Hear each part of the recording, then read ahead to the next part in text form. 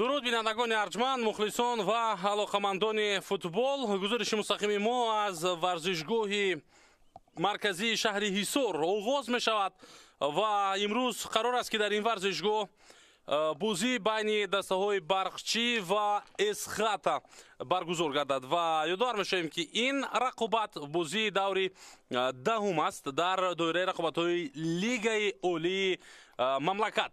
Аниҳол дастаи Барқчӣ дастаи ҷои шашум аст ва ин тим бо фарқияти 6 имтиёз аз ҷои аввал ақиб мондааст ва тими дастаи Эсхат аниқтараш тими Барқчӣ бошад дар ҷои 8 қарор дорад ва бо касби 10 имтиёз дар ин мавқеъ хуб ҷой гирифтааст ин даста ва имрӯз барои беҳтар кардани натиҷа албатта ҳарду ин дастаҳо ба майдон меоянд ва муқобили ҳам мубориза мебаранд. мо шумо ин рақобатро ба таври мустақим аз тариқи телевизиони футбол хоҳем дид.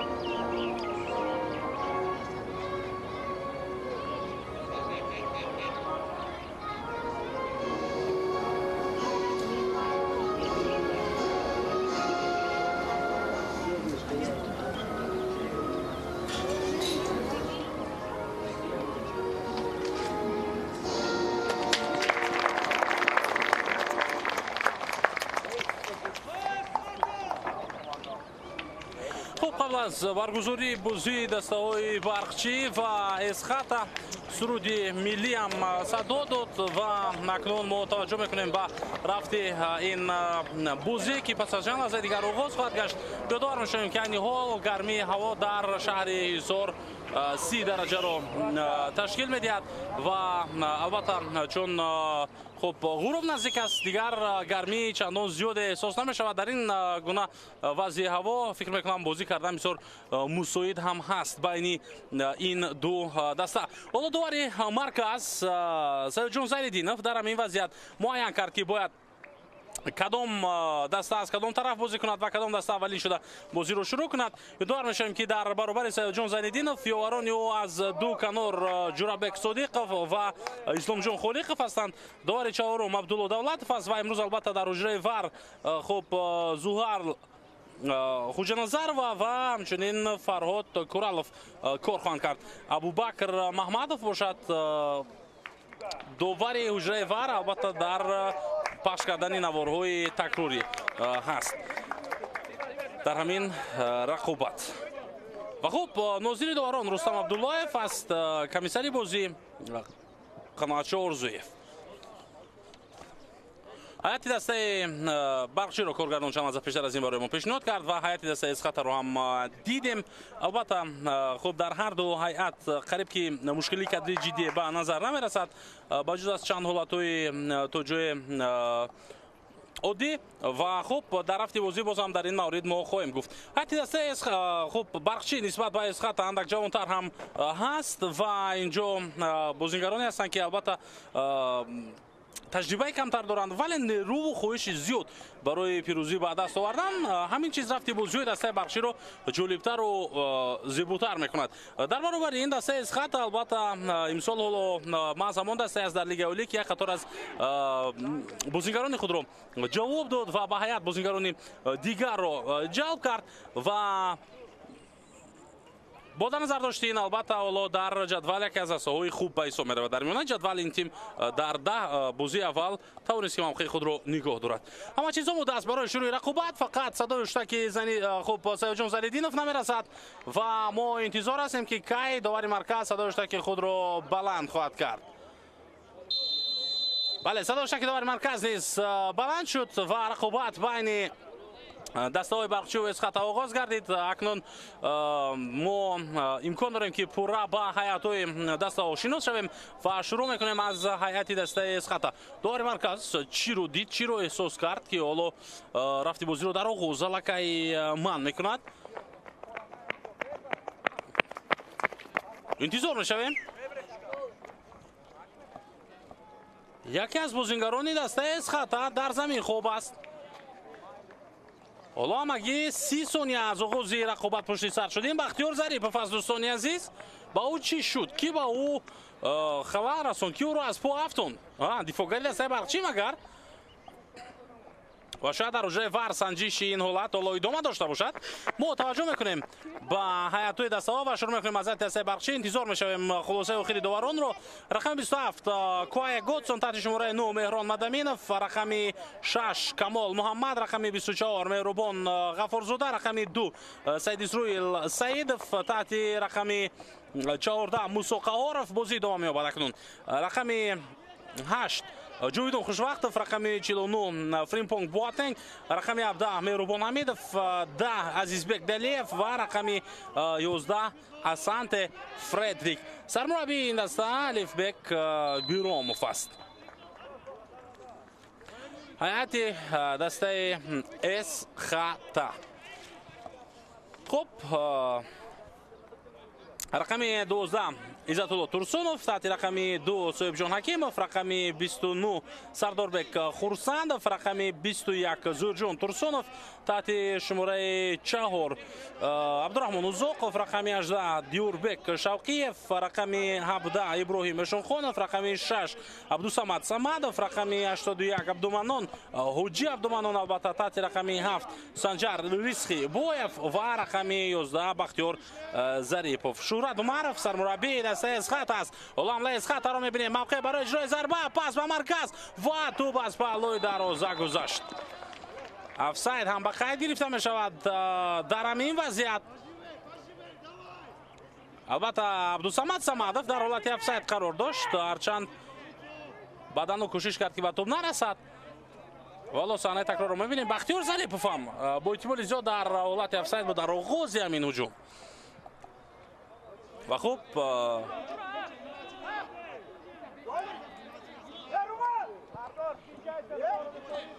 بازی ادامه می‌یابد.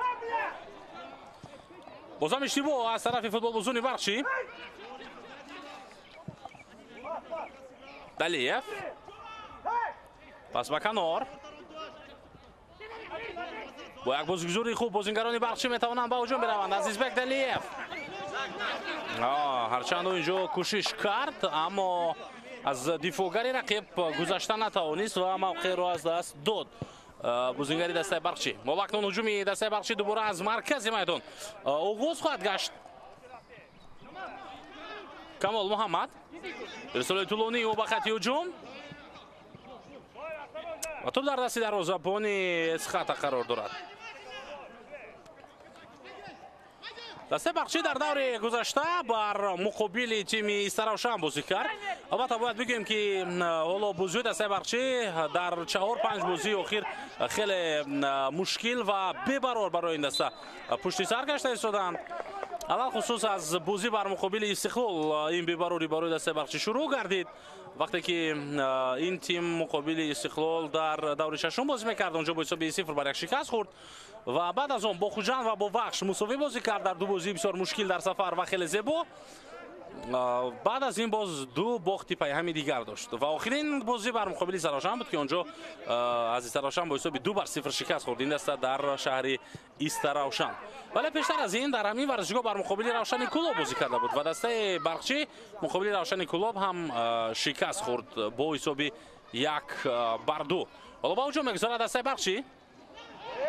از پا افتید بازیگر این دسته این موسو قهاروف بود، اما داور سیاجان زیندینوف اشاره میکند که بازی ادامه مییابد.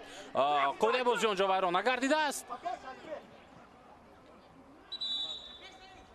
صداشتکی داور بلند گردید. حالا از طرف ستاد مربیون کسی بود که اعتراض کرد یا چی؟ حالا بیاد اولا صحنه تکرار این حالت را ما ببینیم که آیا مقابل موسو قاعده بازی ویران شده بود یا نه.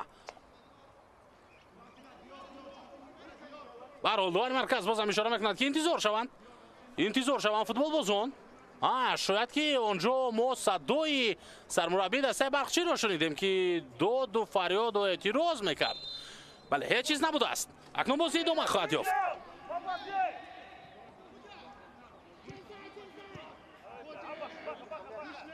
خوب است که وار هست در چنین وضعیت ها و این گونه حالت ها رو میسنجد و خوب شبهه ها برطرف میشوند و دیگر جای بحث و جای گفتگوی هم یا تحلیل هم باقی نمیموند در مورد چنین حالت ها. خب نتیجه آخرین دسته اسخط نسبت به برقچی حالا بهتر هم هستند. این رو ما باید رک و راست و البته بگویم. خب اسخط در 5 بازی آخر خود 2 مساوی 2 پیروزی و 1 باخت دارد. دسته برقچی باشد در 5 بازی آخر خود یگان پیروزی ندارد، 2 مساوی دارد و 3 باخت. حالا هجوم نوبتی اسخط را میبینیم. حمله ادامه مییابد از کنار. ارسال بعد داخل جریمه گل. نه این حتی جانب دروازه بود از طرف عبدالمنون که توپ از دروازه دسته برقچی حتی بلندتر رفت. خب آخرین بازی دسته اسخط هم با مانند دسته برقچی جنبست گردیده بود. همان حسابی که برقچی به قید گرفت مقابل استراشن، دسته اسخط همان حساب را بر مقابل کلوب مرکزی ورزشی ارتش به قید گرفت. با حساب 2-0 این دسته از کلوب مرکزی ورزشی ارتش شکست خورد در آخرین رقابت خود. اما پیشتر از این پنجشیر و اوسیلات رو شکست داده بود. این دسته با استقلال و رگارت از مساوی بازی کرده بود و از آن رقابت ها البته که امتیاز به دست آورده بودم شنید. حالا مخلصان دسته برقچی در شهر ایسار با کرنه سونای کوشش میکنند که فوتبالبازان جوانی برقچی رو دستگیری کنند. موسا از میان 3 کس گذشت و مبارزه رو برای نگه داشتن توپ ادامه میدهد. در لحظه اخیر او موفق نگردید.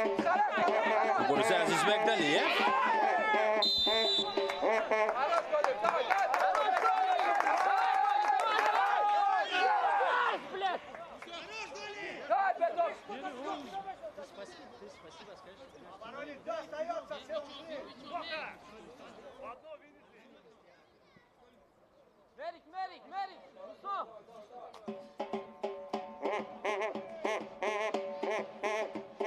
خب قاعده بازی ویران شد بر مقابل عزیزبک دلیف.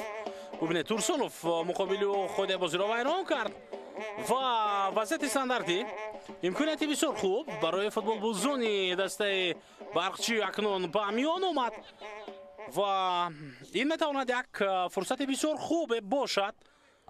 البته در همین حالت میبینیم که جاویدان خوشوقتov در نزد توپ قرار دارد. کاپیتان دسته برقچی او با این حالتی که دارد البته چنین نظر میرسد که تصمیم اجرا کردن ضربه را ندارد. از همین وضعیت پرتاب جریمه گل دروازه‌بان اسخط اشتباه کرد و قریب بود که با دروازه رقیب توپ را روان کرده میتوانست مهربان غفور زاده. بیاد صحنه تکرار این حالت را ببینیم. با دروازه‌بان کسی خلل نرساند. قاعده بازی بر مقابل وی ویران نگردید ولی دروازه‌بان دسته اسخط عزت الله تورسونوف حالا با داور اشاره دارد که با پشت دست بر روی او ضربه زدند.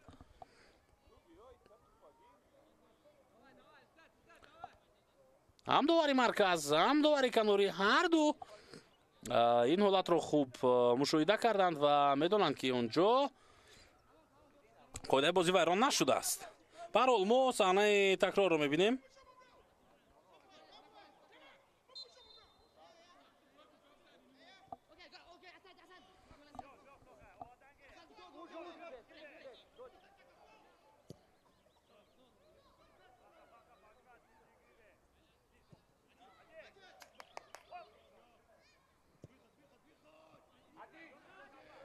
дубора тӯб дар ихтиёри бозингарони Бахчӣ. Паси Далиев дарвозабон ба пеш омад ва ин ҳолатро бартараф кард. ҳарчанд Меҳрубон Ҳамидов то охир ҳаракатро идома медод.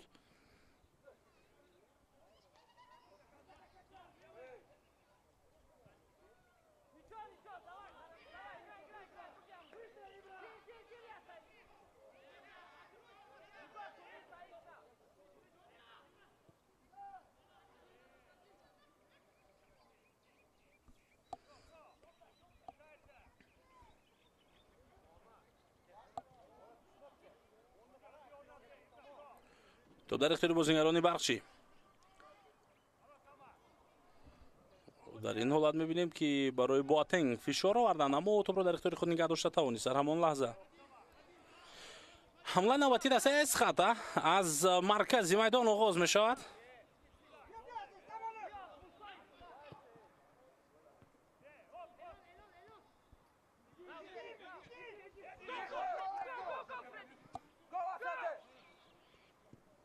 Асанте то охир фишор овард ва прессинги баланди бозингарони Бахчиро мебинем дар нимаи майдони Эсхата. ҳарчанд онҳо дар ин вазъият ба гирифтани тӯб муваффақ нашуданд. Абдусамад Самадов ирсол кард ба канор ва ҳоло партоби Зуҳирҷон Турсунов хато буд. Тӯб рост ҷониби Куай Готсон дарвозабони дастаи Бахчи рафт. дастаи Бахчи на дар хати дифоъ, на дар марказ, на дар ҳуҷум бозӣ муайяне надорад. ва то ин дам то дақиқаи 12 рақобат агар як бор ҳам ҷониби дарвозаи рақиб рафта бошад ин даста, агар 10 бор ҳам ҷониби дарвозаи рақиб рафта бошад ин даста, дар ҳама ҳолат фақат ва фақат маҳорати инфиродии бозингарони дастаи Бахчи ба ин тим кӯмак кард ки дар нимаи майдони рақиб худро эҳсос кунад. Аз канори рост бозии Мусо, аз канори чап бозии Азизбек Далиев.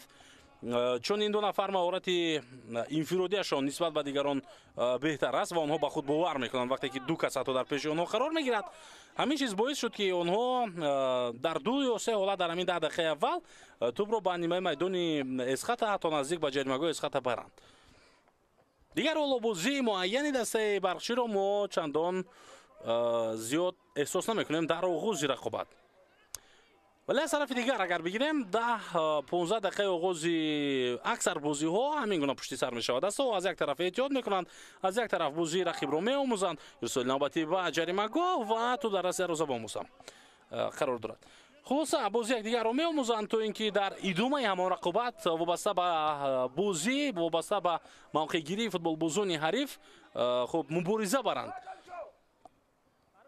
دلیف اوت با فایده Бахчи. با همین خاطر این حرفای مرا چندان جدی نگیرید شما که یک دسته بازی معین دارد یا ندارد. البته ما در ادامه رقابت خواهیم دید. پس از دقیقه تقریبا 15 به آن طرف شاید بعداً بازی یک تیم رو به طور جدی میتوانیم ببینیم و تحلیل هم کنیم. قاعده بازی بران شد بر مقابل فوتبال بازی دسته Бахчи. و در دست دو علاقه باز هم کورتی زرد است. این دفعه سید اسرائیل سیدов از پا افتانده شد و یا سید اسرائیل بود که خود بازی رو ویران کرد در همین وضعیت. حالا من نفهمیدم. سید جان زیندینوف با سید اسرائیل فکر میکنم کورتی زرد داد. بیاید صحنه تکرار رو ببینیم پیش از اینکه در این باره بگوییم. آها اینجا بازیگر دسته Бахчи بود که خود بازی رو بر مقابل عبدومنان ویران کرد، پای خود رو گذاشت و برای این جزا هم گرفت. اکنون حساب از روی کارت‌های زرد 1-1 می شود.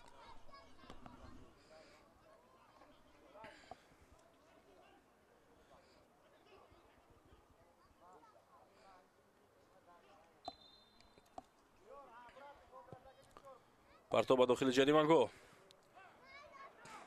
این رو میشود ضربه گفت یا نه؟ حالا من نفهمیدم. ولی به هر حال توپ جانبی کوای گوتسون رفت. اگر این ضربه باشد پس اولین ضربه راستی بازیگران اسخات در بازی امروز بود.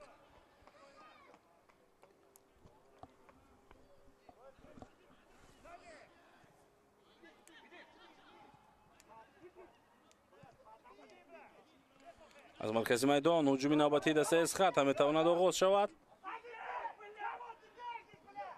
پس به خط جریمه گاه ظریفов توپ را در اختیار دستش نگه داشته توانست عبدالمنان ارسالی و جانبی بختیار ظریفов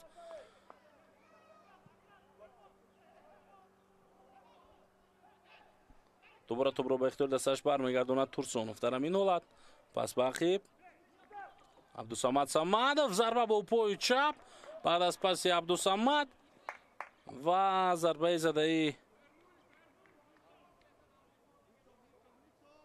ابراهیم شامخانوف رو ما دیدیم.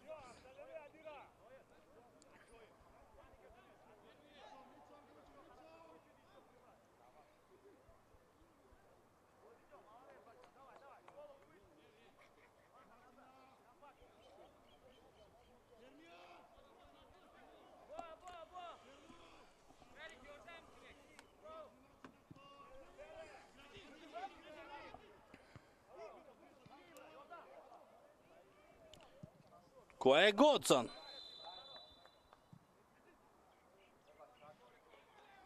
در حالت افساید قرار داشت. بازیگر دسته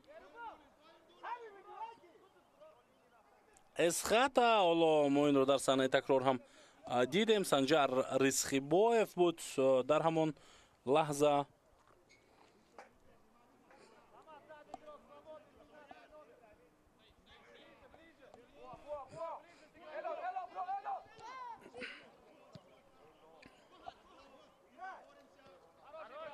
رقابت در نیمه میدان اسخاتا. پس با کنار فریمپونگ هجومی دستش رو توانست ادامه بدهد. پس به داخل جریمه گاه ضربه حالتی خیلی خفناک اما ضربه اجرا کرده فردریک اسانته خطا بود و او جانب دروازه عزتالله تورسونوف به خطا راست ضربه اجرا کردن نتوانست و موقع را از دست داد. فرصت را از دست داد. امکانیت خوب بود. امکانیت را از دست داد. بازی دوم می‌یابد اکنون.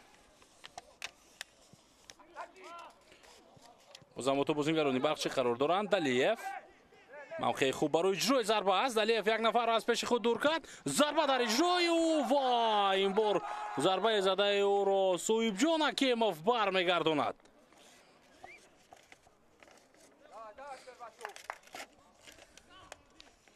ضربه کنجی با فایده دسته بخشی.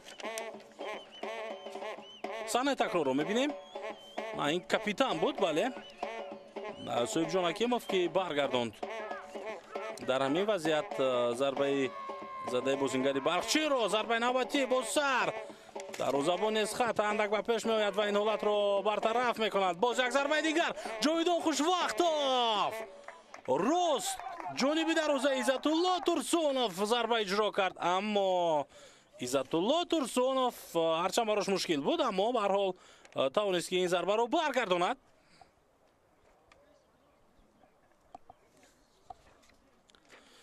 ضربه کنجی نوبتی دو ضربه کنجی پای هم با فایده فوتبال بازون برقچی به میان میآید در 2 دقیقه و حالا بازیگران این تیم البته که کوشش میکنند با از ضربه کنجی دوم استفاده برند. بازیگر سوال دیگر به جریمه گاه فرصت برای اسانته پاسیو به عقب فردریک نه معذرت این بواتنگ بود. بواتنگ در کجا بود؟ فریمپونگ بود. بازیگر سوال دیگر و باز هم حالت خوفناک اما این دفعه تو با تیری دروازه برخورد. خوشوقتوف تصمیم میگیرد که خودش ضربه بزند و دروازه با عزتالله تورسونوف دیگر بار توپ رو گرفت.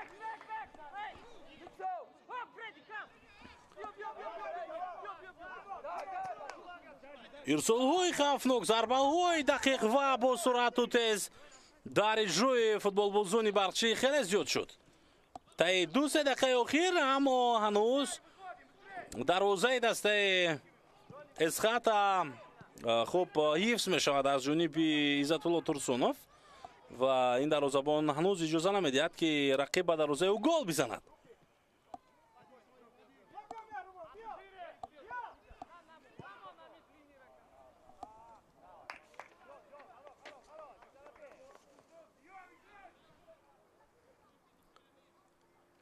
Адаминов дар экранҳои мо шумо аз сӯ ба канор мешитобад барои тӯбро ба бозӣ даровардан.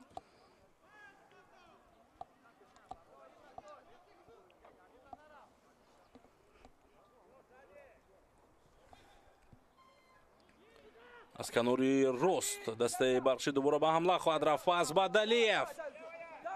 Азизбек аллакай ба ҷаримагоҳ метавонад аз замин мавқеъ ворид шавад. ирсоли ӯ ба ҷониби Фредрик Асанте буд, аммо дифоъгарони Эсхата шакл ва тарзи бозии Далиевро медонанд. шояд пеш аз ин бозӣ омӯхтанд ва дар ҳар ҳолат кӯшиш мекунанд ки пеши рӯи ӯро бигиранд.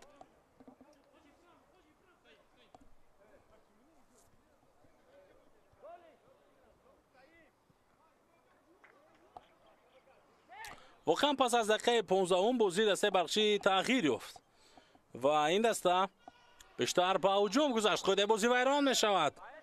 дар канор бо эҳтимоли зиёд бар муқобили Мусо Қаҳоров қоидаи бозӣ вайрон шуд. бале, довар корти зар дод акнун ба футболбози Эсхата. оре, қоидаи бозӣ бар муқобили Мусо Қаҳоров вайрон гардидааст. биёд саҳнаи такрорро бубинем. Мадаминов ба ӯ пас дод. Мусо тӯбро дар ихтиёри худ нигоҳ доштан мехост, аммо зарба ба пои ӯ аз тарафи Абдураҳмон Узоқов боис барон шуд ки қоидаи бозӣ вайрон гардад ва Мусо андак осеб бигирад. сармураббии мунтахаби Тоҷикистон Вайо Варио Гела Шекиладзе ҳоло дар варзишгоҳи марказии шаҳри Ҳисор ҳузур доранд ва нигаронанд аз кадом як вазъияте. албатта дастаи Бахшӣ бозингарони ҷавон хеле зиёд дорад ва сармураббии мунтахаби моро лозим аст ки бо назорат кардани бозӣ ин футболбозони нисбатан ҷавон, хуб ҳар нафаре ки мувофиқ аст барои тими мунтахаб онҳоро даъват кунад.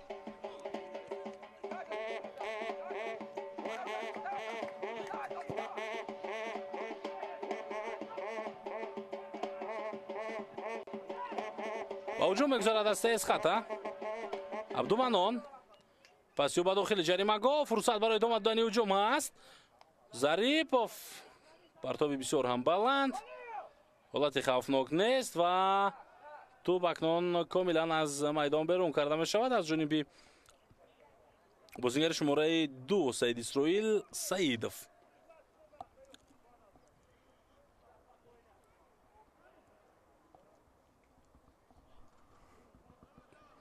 зарбаи кунҷӣ ба фоидаи бозингарони Эсхата. Готсон ҳам дастаҳои худро дар ҷойҳои даркорӣ мегузорад, ҷобаҷо мекунад. Эшонхонов аз кунҷи майдон омодааст ки тӯбро ба бозӣ дарорад.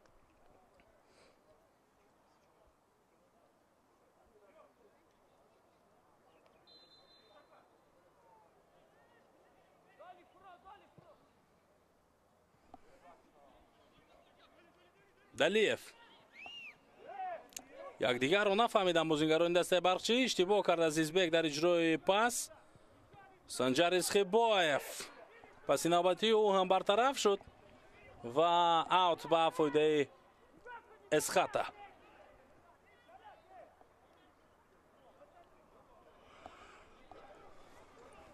Санҷар Исхибоев партоби ӯ аз аут. мавқеи зарбазанӣ аз даст рафт. акнун аксолҳуҷуми навбатии дастаи Бахшӣ оғоз мешавад. Мусо Қаҳоров мехост ки Асантеро бо тӯб таъмин кунад, аммо иҷрои пас аз тарафи ӯ бо муваффақият анҷом нашуд.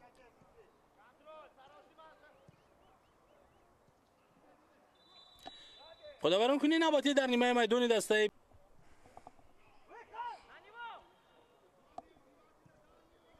партоб аз канор ба дохили ҷаримагоҳ. на чандон зарбаи хавфнок, вале ба ҳар ҳол дарвозабон кӯшиш кард ки онро ҳам бехато ва дар ҷиддитарин ҳолат бартараф кунад.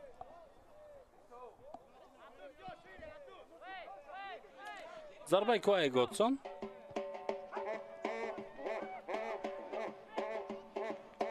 Саидов бисёр хуб тӯбро ба Далиев расон.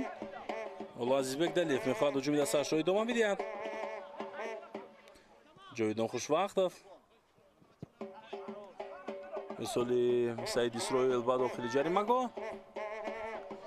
جاویدان خوشوقتов نتوانست توپ را بگیرد و عکس الهجوم نوبتی دسته اسخات آغاز گردید. سنجر اسخیبایف از کنار راست اکنون با توپ قرار دارد. حرکت‌های او را می‌بینیم نه چندان خوب، ولی به هر حال توپ را در اختیار دسته‌هایش نگه می‌دارد. حاجی عبدالمنان از پای افتید، بر مقابلی و قاعده بازی را کسی ویران نکرده است.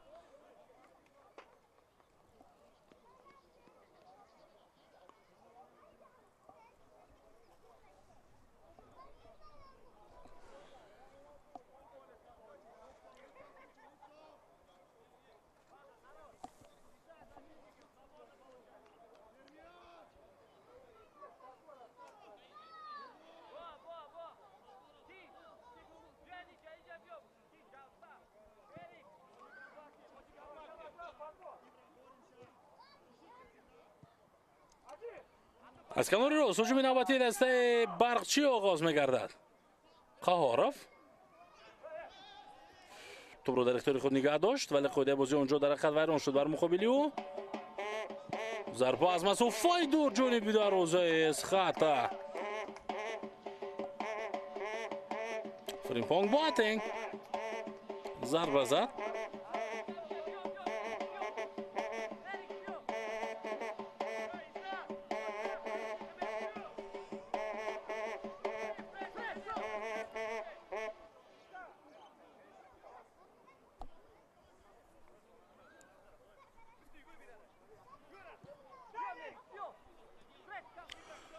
سرمربی دسته برقچی حالا با دستپروران خود و شاگردان خود اشاره کرده است که فشار بیارند، در حالتهای ضروری در حال پرسینگ کنند، موقع رقیب رو تنگ نمایند.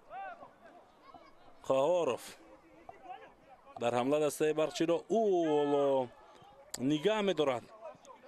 پس خوبی او با دلیف باز یک سال دیگر زمینی در اجرای عزیزبک دلیف، اما در همین وضعیت دروازه‌بان دسته اسخات توپ را گرفت. پس عزیزبک دلیف هم چندان پس موافق نبود برای همدسته او از سانت فردریک.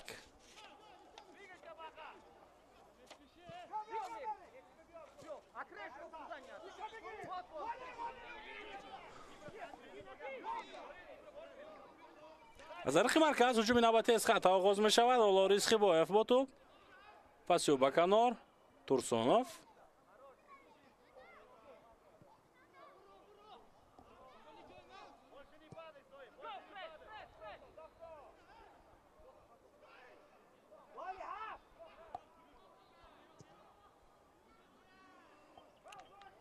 هجوم نوبتی دسته اسخات، توپ در میدان نگه داشته شد. ارسالی بلند و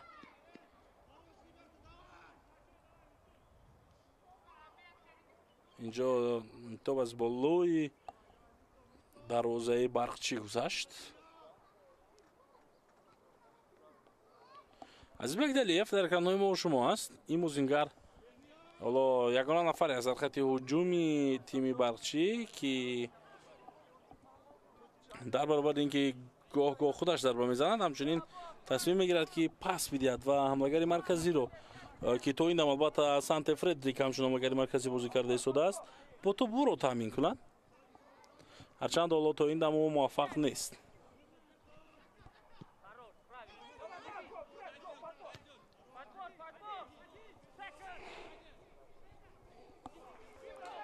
حمله با سرعتی دسته اسخات و پاسی سنجر اسخیبایف سخت‌تر بود و توپ رو دروازه‌بان کوای گاتسون گرفت.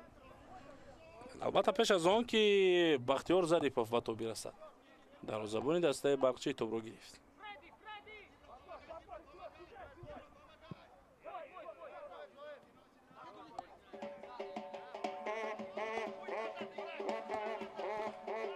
پس باقی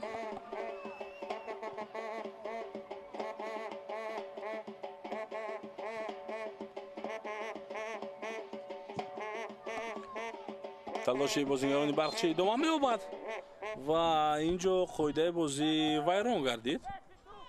بازیگر شماره 9 дар ҳамин ҳолат Меҳрон Мадаминов худи бозиро вайрон кард.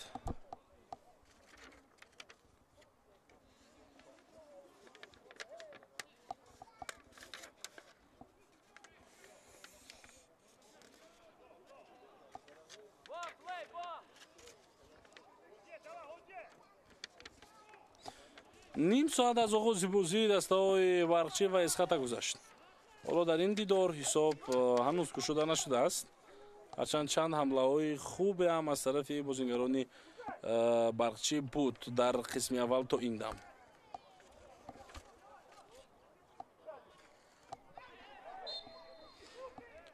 бозам ходе бозӣ вайрон гардид.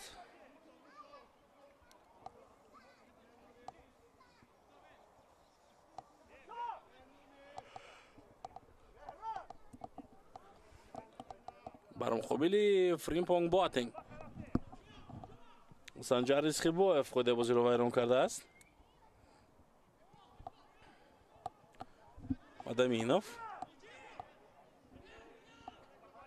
тӯб аз даст рафт. бозингарони Барқчӣ маҷбуранд ки акнун ба мавқеҳои худ баргарданд. Абдуманон мехост инҷо Задиповро бо тӯб таъмин кунад, аммо дифогарони Барқчӣ мавқеҳои хубро ишғол карда буданд дар ҳамон вазъият.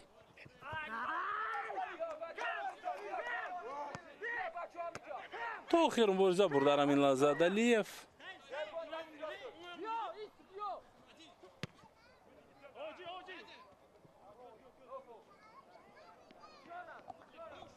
аут.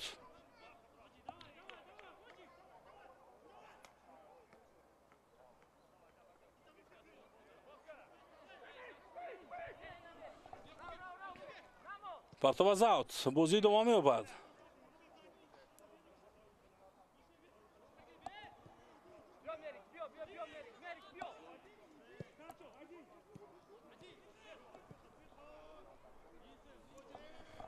توپ در میدان باقی موند. تورسونوف پاسی زمینی او با داخل جریمه‌گاه. سنجر ارسال نوبتی ضربه با پشت پای.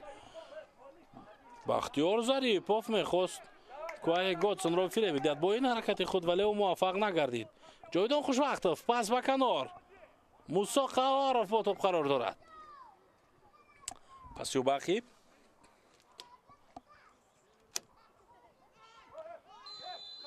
خود بازی ویران میگرده در این لحظه. بر مقابل مهران مدامینوف.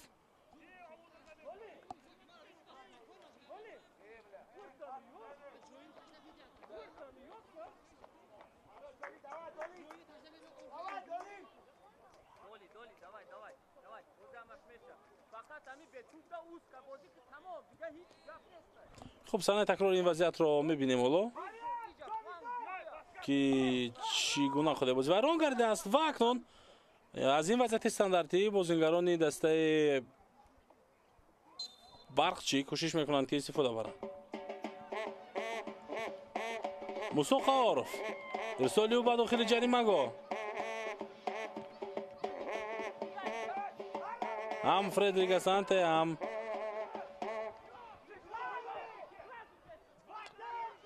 بازیگر دیگر ازبک دلیف در داخل جریمه‌گاه رقیب از این فرصت استفاده بردن نتوانستند. ضربه در اجروی بازیگر دسته اسخاتا برطرف گردید.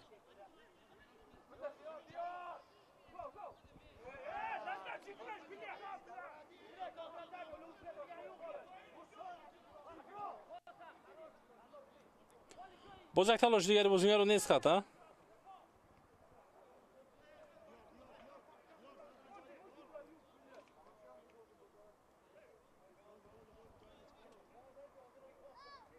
اوت با فایده دسته اسخاتا است. پرتاب از اوت.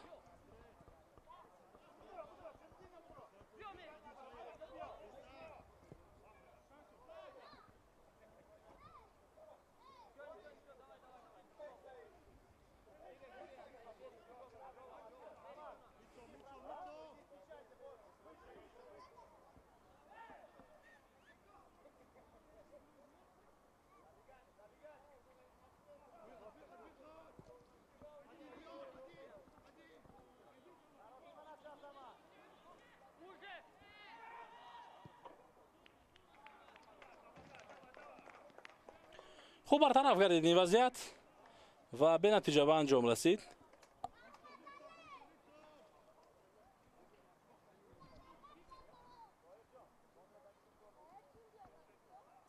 حالا کمتر از 10 دقیقه دیگر تا انجامی وقت اساسی در قسم یکمی بازی دسته‌های برقچی و اسخاتا باقی مانده است. پس از دقیقه 25 به این طرف بازیگران دسته اسخاتا بیشتر فعال گردیدند.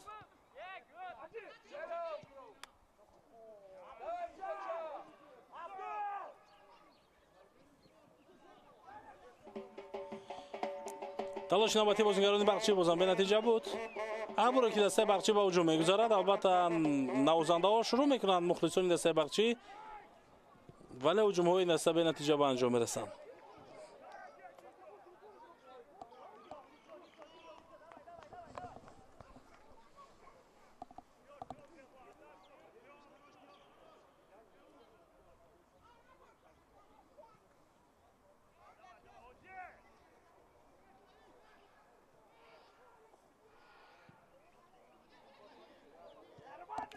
از مرکز میدان دوباره توپ را فوتبالبازان اسخاتا به اختیار خود می‌دارند.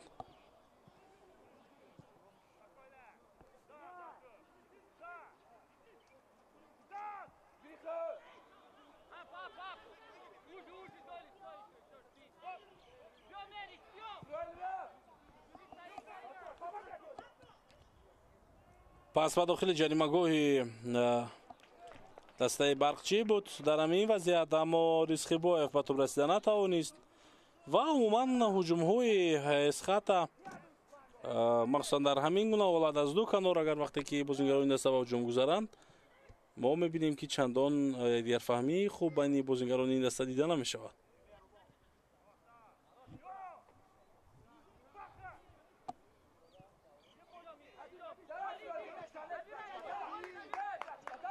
سعید اسرائیل سعیدов. Пасю به کنار دلیف.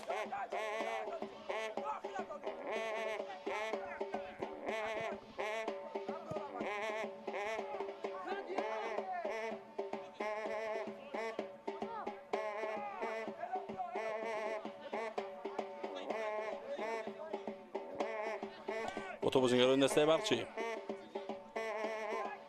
مهربان امیدov. پاسیو باقی.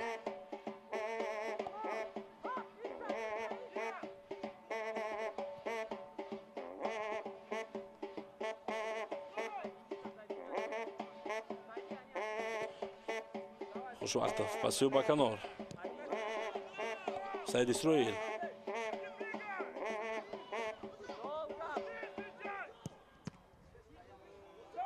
زمار طرف می شود. ببینید کوشش کرد بازیگر دسته برقچی سعید اسرائیل که پیش روی سنجر اسخیبایف را بگیرد اما موفق نگردید و حالا عبدالمنان فشار می آورد به بازیگر برقچی.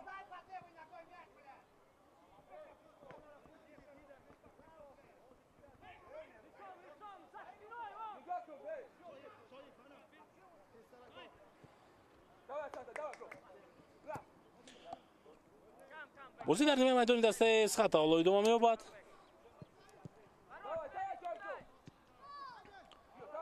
و چندان فعالی فوتبالبازان برقچی تا این دقیقه حالا دیده نمی‌شود.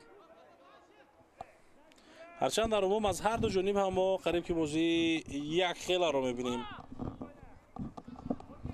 البته یادآور بشیم که آخری همین هفته در این ورزشگاه یک بازی بسیار مهم در موسم 2025 در فوتبال تاجیک برگزار می‌گردد. این سوپر جام تاجیکستان است بین دسته‌های استقلال و رگارت از قهرمان لیگ اولی در موسم گذشته و قهرمان جام تاجیکستان در موسم گذشته. حالا در رقابت برای به دست آوردن سوپر جام بین هم تلاش خواهند کرد.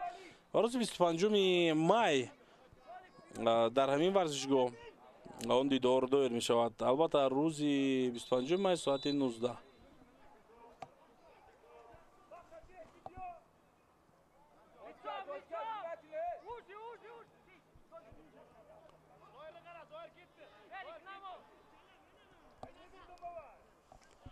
کمتر از 5 دقیقه دیگر تا انجام وقت اساسی قسم اول باقی میماند. با تو بازیگران دسته اسخاتا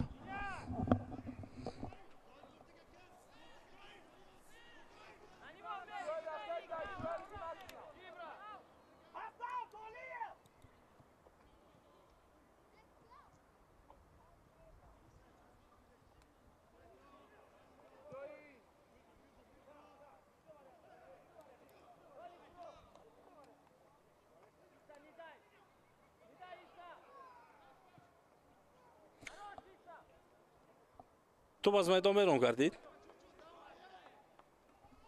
хуб то ҳол барои дарвозабони дастаи барқчӣ мушкили ҷиддие пеш наомадааст. ҳатто ягон зарбаи хуб, ягон зарбаи хавфнок, ягон ҳолате ки ӯ заҳмат бикашад то дақиқаи 41 рақобат дида нашуд. воқеан аз ҷониби бозингарони тими эсхата. садои шакидовар бозам ҳолати офсайд.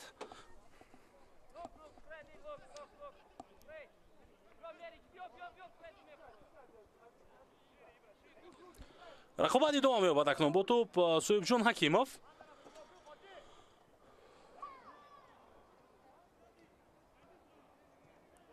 диёрбек шавқиев пас аз миёни ду кас ба канор турсунов ирсониу ба марказ ва дар охирин лаҳза бозингарони барқчӣ ин вазъиятро бартараф кардан. боз як зарбаи дигар ва бозам садгузории меҳрубон ғаффорзодаро мебинем дар ҳамон лаҳза.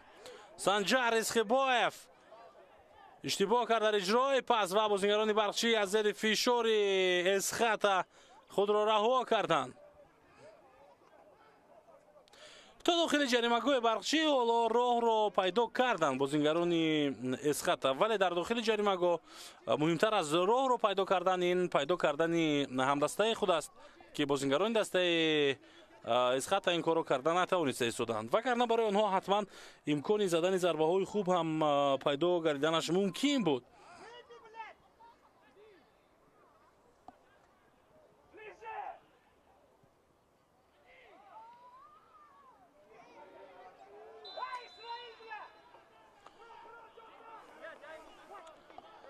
офсайд боз ҳам ба қайд гирифта мешавад. бубинед ки дар ин вазъият касе қоидаи бозиро вайрон накард.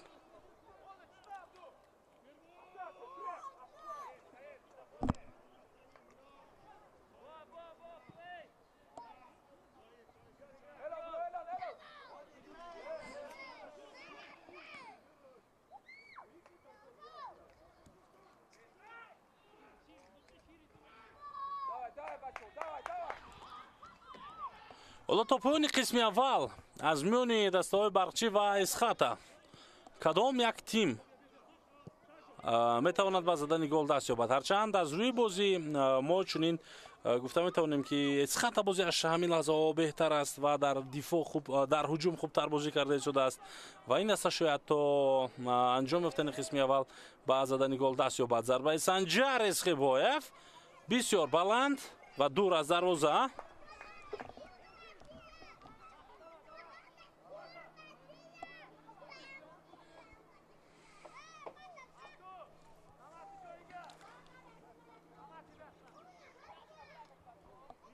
коҳаи готсон дубора тӯбро ба бозӣ ворид хоҳад кард. на ҳамдастаи омеҳрубон тӯбро ба бозӣ даровард ва хуб агар бозигарони барқчӣ низ фаъол шаванд ҳатман онҳо метавонанд барои задани гол бозӣ кунанд. ман инро бо боре гуфта метавонам, вале ҳуҷумҳои дастаи эсхата бештар ҳастанд.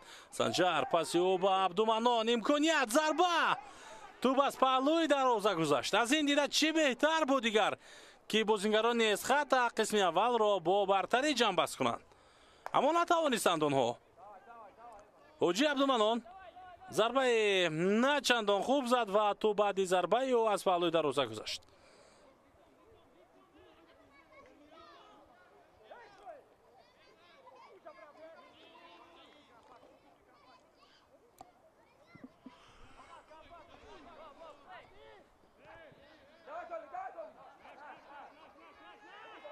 аут ба фоидаи дастаи барқчӣ аст. вақт инҷо ба поён расид. ҳоло довари чаҳорум чанд дақиқа дигар илова хоҳад кард? 2 дақиқа. бале, ба қисми якум 2 дақиқа илова шуд аз ҷониби саидҷон зайниддинов. саидисроил саидов партобиҳо аз аут. боз ҳам аут ба фоидаи дастаи барқчӣ. боз ҳам аут. боз ҳам имконият барои гузаштан ба ҳамла дар ҳамин лаҳзаҳои ахир. худи саидисроил саидов ҳоло ба назди тӯб меравад барои тӯбро аз аут ба бозӣ даровардан ва бо эҳтимоли зиёд аз ҳамин мавқеъ рост ба дохили ҷаримагоҳи эсхата партоб хоҳад кард.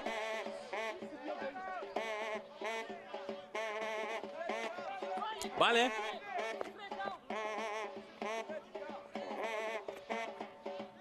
партоби ӯ зарбаи кунҷӣ ё не Азизбек Далиев охирин нафаре буд ки ба топ расид.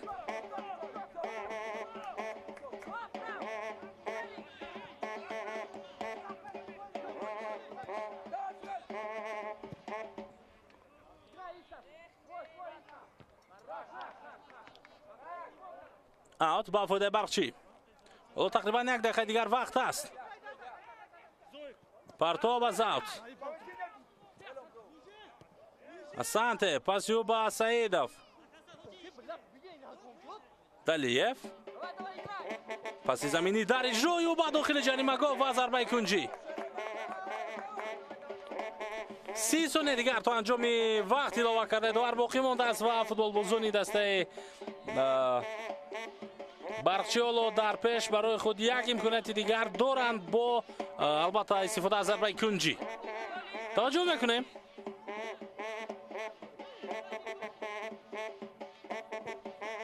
ирсол ба дохили ҷаримагоҳ.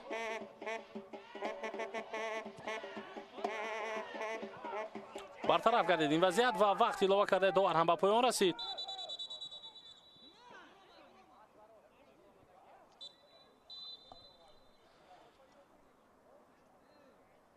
ва хуб бо ҳамин қисми якум ба поён мерасад байни дастаҳои Барқчӣ ва Эсхата. бо ҳисоби 0-0 акнун мо нимаи дуюмро интизор мешавем.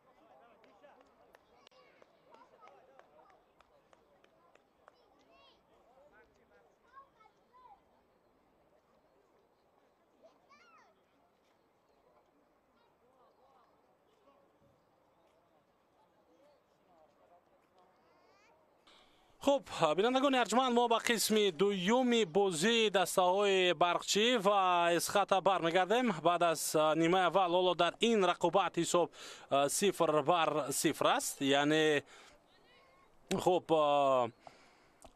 نه برقچی نه اسخات یگان تا از این دسته ها در قسم اول با زدن گل دست نیافتند. هرچند تو یک اندازه بازی خوب و جالب و نظر است در اجروی هر دو تیم بود. مخصوصا دسته برقچی یک مدت چند هجوم های خوب داشت، دو ضربه کنجی پای هم با فایده این دسته در پیش دروازه اسخات به میان آمده بود و اونجا خیلی بود که بازیکنان این دسته با زدن گل دست میافتند، اما فرصت ها رو از دست دادند. و خب دسته اسخات هم همین گونه چند دفعه حمله های تا جای جالب داشت این دسته هم، ولی زدن گل البته کار دیگر بود. زدن گل خب از جانب هر دو تیم عموما دیده نشد. و در آغاز قسم دوم اکنون دو تغییرات در هیئت دسته اسخات می شود و همزمان دو تغییرات در هیئت دسته برقچی.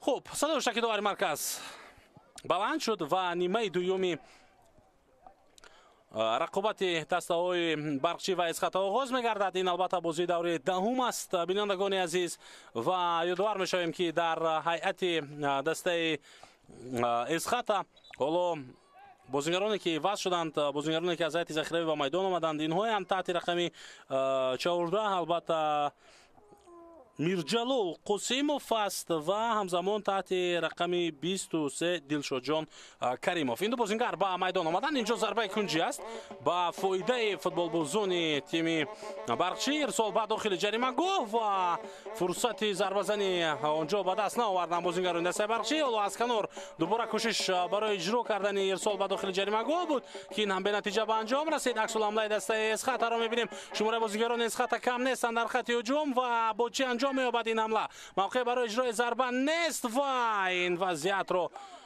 برطرف کرد عزیزبک دلیف. دیوربک شوقیف انتظار بود که توپ کی به او میرسد، اما عزیزبک دلیف تا آخر حرکت رو ادامه داد و در لحظه اخیر او توپ رو از نزد پای رقیب گرفت و راست به دروازه بندد. خوب تغییراتی که در هیئت تیم برقچی به میان آمدند اینها هم بازیگر شماره 2 از میدان گرفته شد سید اسرائیل سعیدوف، سرمربی البته در قسمت پایانی نیمه اول از اون راضی بود. حالا حمله در اجرای دسته برقچی، ضربه بسیار هم سخت اما ضربه زده دوبی رامین برطرف کرده شد. ماز دوبی رامین با جای سید اسرائیل سعیدوف با میدان برآمد در آغاز قسم دوم و تغییرات دوم این است. تحت شماره 24 مهربان غفارزاده از میدان گرفته شد با جای بازیگر رقم 26 پاتریک آرتور وریدی میدان گردید و حالا بر مقابل دسته اسخات بازی کرده شده است. و یادآور میشم که در بازی امروز از جون زندین فصل داوری اساسی رقابت البته در این دیدار همچنین ور هم حالا کار کرده شده است. ما تو هنوز با هیئت دسته بار دیگر توجه کردن نمیتوانیم چرا که هجوم های دسته برقچی پای میشوند و این ضربه کنجی حالا به نتیجه به پایان رسید اکنون. خب با توجه میکنیم با هیئت دسته برقچی کوای گودسون، مهران مدامینوف، کمال محمد، موسی قوارف، جاویدان خوشوقتوف، بواتنگ فریمپونگ، مهربان حمیدوف، عزیزبک دلیف، فردریک اسانته، دوبی رامین و پاتریک آرتور. این بازیگرانی هستند که حالا در قسم دوم بازی رو ادامه دادند. البته دوبی رامین و آرتور پاتریک با جای سید اسرائیل سعیدوف و مهربان غفارزاده با میدان وارد شدند. الیفبک براموف سرمربی دسته برقچی است. هیئت دسته اسخات را هم من برای شما خواهم گفت. عزت الله ترسونوف، صاحب جان حکیموف، سرداربک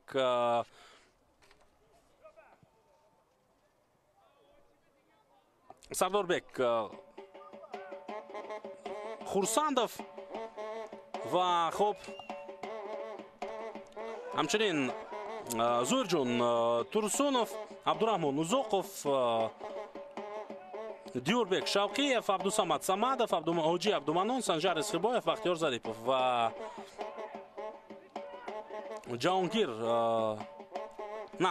میرجلال قاسموف و همچنین خب دلشادجان کریمов این بازیگرانی هستند که از هیئت احتیاطی با میدان اومدن. این دو نفر یعنی میرجلال قاسمov و دلشادجان کریمов و شهرت عمرov باشد سرمربی این دسته است.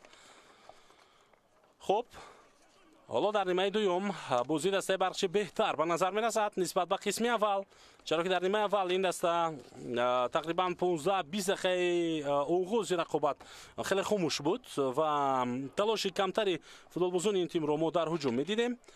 ضربه ها خیلی کم بودند، هجوم ها خیلی کم بودند و حالا اکنون در نیمه دوم از دقیقه اول فشاری زیاد آورده شدند به رقیب و کوشش کرده شدند که البته هرچی زودتر هرچی تیزتر به زدن گل دست بیابند بازیگران دسته برقچی.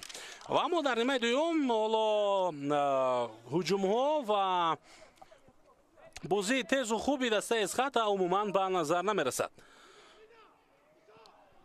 حالا من جستجو میکنم تاریخ رقابت‌های بین خودی دسته‌های برقچی و اسخات را. فقط دو بازی اخیر این دسته برای من حالا اینجا دسترس شد. خب در دو بازی اخیر که هر دو هم سال 2024 اتفاق افتاده بود دسته برقچی مقابل اسخات پیروزی به دست نآورده بود. بازی اول در همین ورزشگاه با فایده دسته اسخات با حساب 0-1 جنگ بست گردیده بود 31 می سال 2024 و 27 اکتبر سال 2024 دسته ها بازی دومی خود را برگزار کردند در این ورزشگاه انخرش در شهر خوجند که اونجا بازی 2-2 انجام یافته بود. یعنی در دو بازی اخیر خود برقچی از اسخات فقط یک امتیاز به دست آورده بود و اصلا خب نتوانسته بود که این دسته را یعنی در موسم گذشته شکست بدهد. حالا باشد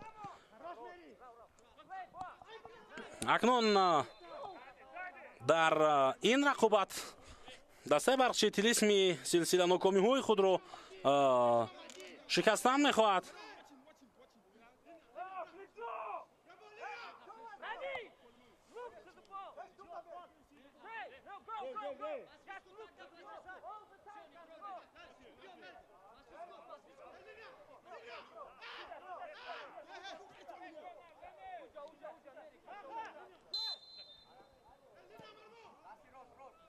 بازی دوم می‌یابد.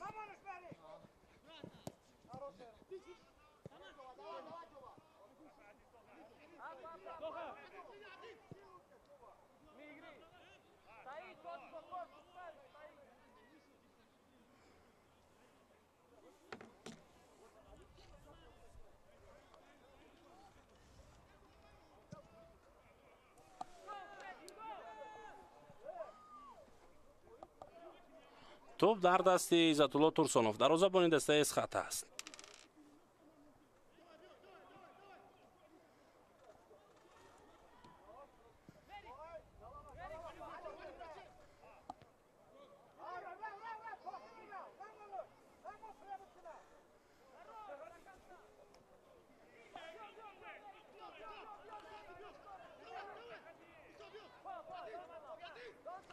مبارزه در قسمت میدانی دسته برقچی ادامه می‌یابد. سنجر ریزخیباєв مجبور شد که باقی برگردد این بازیگر چون که با فشار آورد در همین وضعیت بواتنگ فریمپونگ.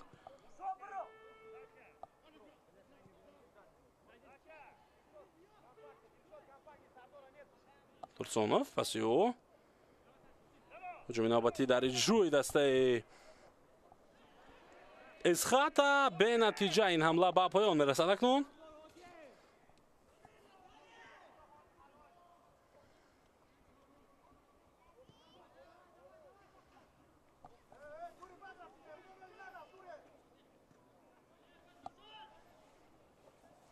بازیگزاری نوبتی در مرکز میدان.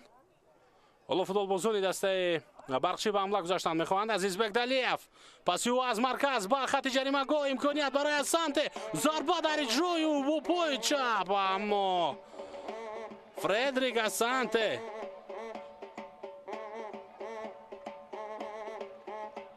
عزیزبک دلیف بسیار خوب بازی کرد در مرکز و پس او هم عالی بود جانبی اسانته ولی اسانته امکانی ادامه دادن هجوم را نداشت و تصمیم گرفت که ضربه بزند.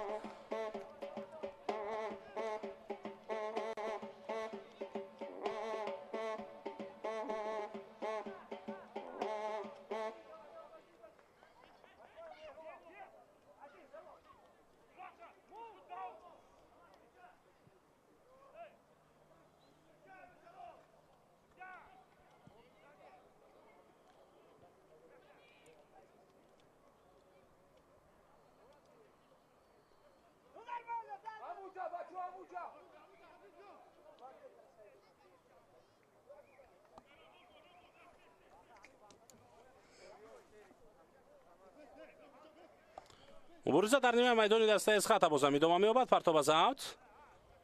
فوتبالبازان برقچی با شماره خیلی زیاد در قسمت میدانی رقیب قرار میگیرند. توبرابویی از طرف کاپیتانی دسته بود. پاس به اسانته. ارسالی به دلیف. عزیز بیگ این دفعه خودش میخواد حمله رو ادامه بدهد. نه، پاسی او به کنار راست و توپ از میدان بیرون گردید. مهربان حمیدوف از کنار راست نتوانست توپ رو راست به داخل جریمه گاه ارسال کند و او البته که به هر حال ضربه کنجی کار کرد به فایده دستش.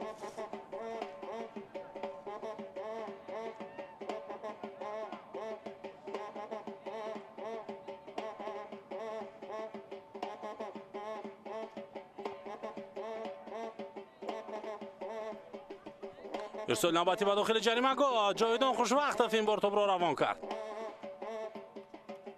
اوت یا ضربه کنجی به هر حال به فایده دسته برقچی است.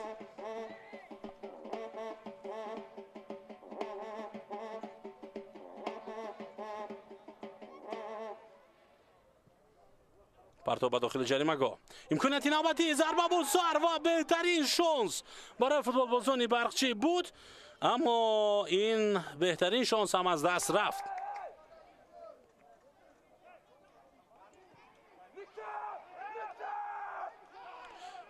تیمی اسخاتا حالا با هجوم جوابی خواهد رفت.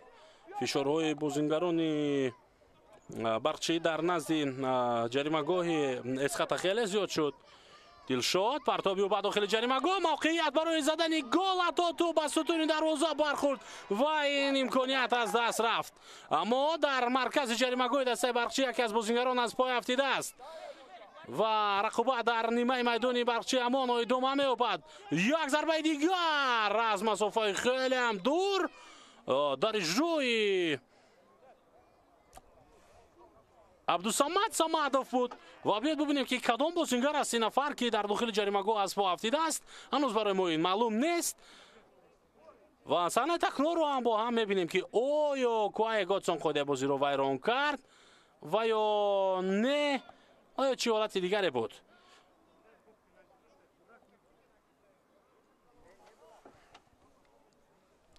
به هر حال ور هست و در اوجه ور سنجیده می شود این وضعیت و اگر لازم شود دوری مرکز رو هم به نزد اکرانی ور دعوت میکنند.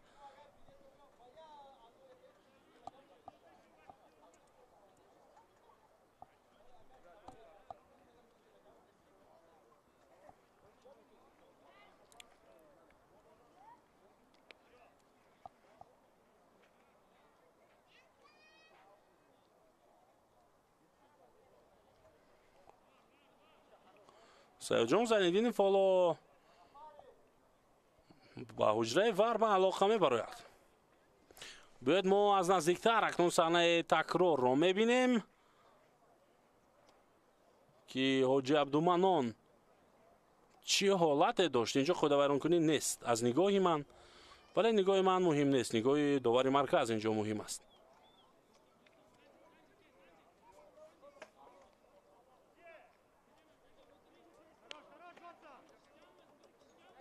نه خود بازی بران نکرده از حرکت بازی ادامه می‌یابد اکنون.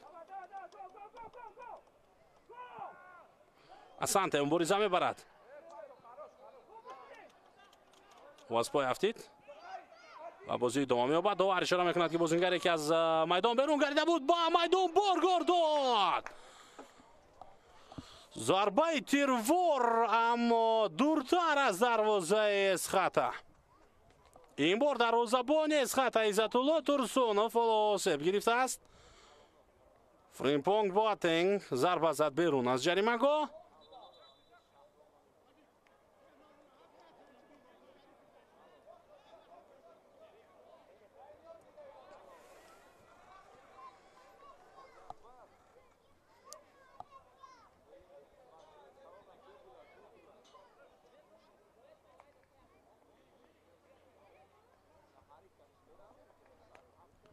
و حالا اکنون معین می شود که این دروازه‌بان نصیبش تا کجا جدی است و تا کدام اندازه او خب در حالت مشکل قرار دارد یا ندارد.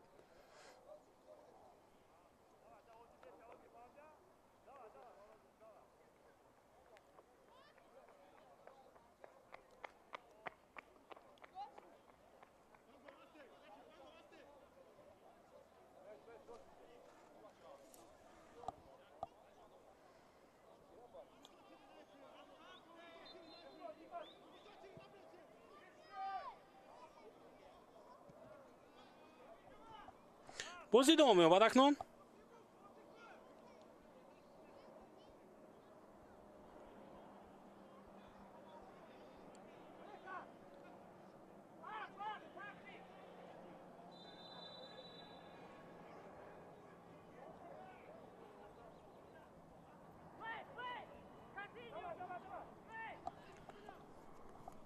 فشار آوردن روی دوم میدیم بازیگران دسته برقچی و در این رقابت اگر یک جهتی برتری داشته باشد دسته برقچی ما از همین فشار آوردن این دسته است که در هر لحظه که این تیم تصمیم بگیرد فشار بیارد حتما از نزد پای رقیب توپ رو میره باید.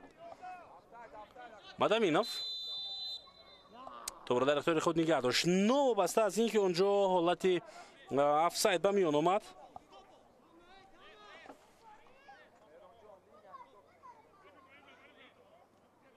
سنجر رزقی باید در حالت افساید بود. حالا صدای سرمربی دسته برقچی رو میشنویم که مهران را بسیار با مهربونی اشاره میکند که مهران جان خط افساید رو اهمیت بده.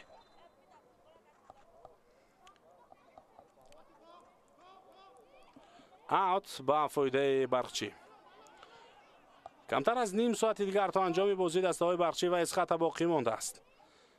ادامه هجوم دسته برقچی رو میبینیم. رامین با توپ موفق نشدیم بازیگر در اجرای پاسی خوب. سرعت افزایی بختیار ظریفوف برای گرفتن توپ ولی او در رقابت با پاتریک آرتور حالا موفق نشد تا اینکه توپ رو بگیرد.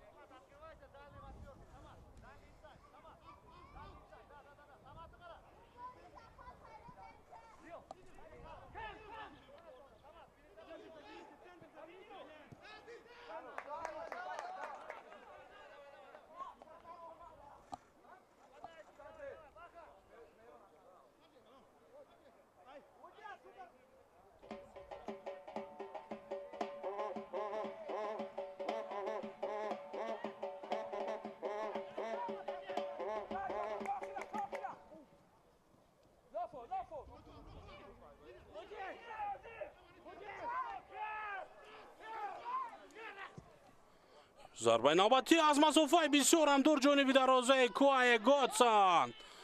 بختیار ظریفوف این بار از پای میافتد و حالا گوتسان نگران است که چگونه هم دسته های موقع آزاد دادن برای رقیب تا اینکه ضربه بزند.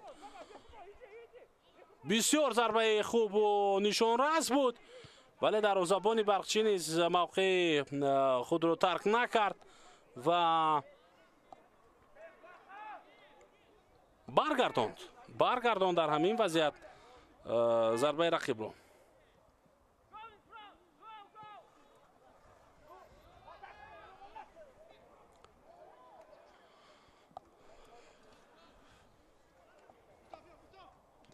هنوز حساب این رقابت گشوده نشده است.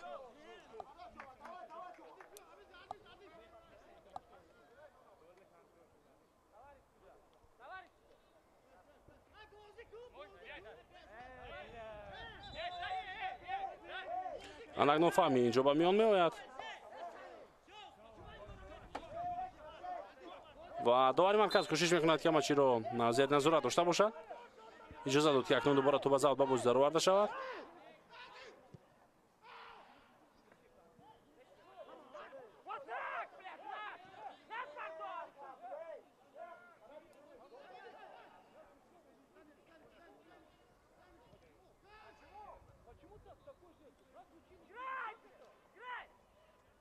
بازی دوام می‌یابد. برقچی از نو در هجوم است. موسی قهارов توپ را از دست داد. در قسم دوم حالا این بازیگر چندان فعال نیست. البته بعد از اون که از میدان دو نفر گرفته شدند مهربان غفارزاده و سعید اسرائیل سعیدов حالا موسی قهارов موقعش رو عوض کرد و او اکنون فکر میکنم با آخرین موقع رفت در خط دفاع، یعنی در خط دفاع بازی رو ادامه داده شده است. به هر حال سرعت تیزی او برای او امکان میدهد که در هجوم های دسته اشتراک کند حالا هجومی نوبتی دسته اسخاتا. تورسونوف پاسیو با کنار. ارسال خیلی هم بلند با داخل جریمه گو. مهربون این حالت رو برطرف کرد و کمک داور اشاره میکند که آفساید است.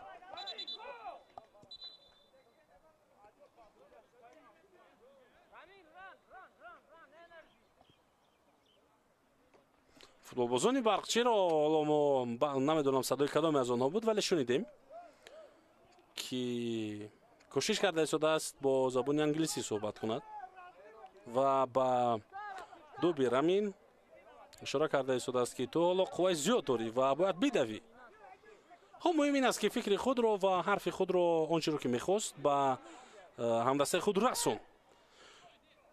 فشار میارم بازیگران برقچی و قریب بود که اینجا توپ رو هم میگرفت حالا حملهگری دسته برقچی.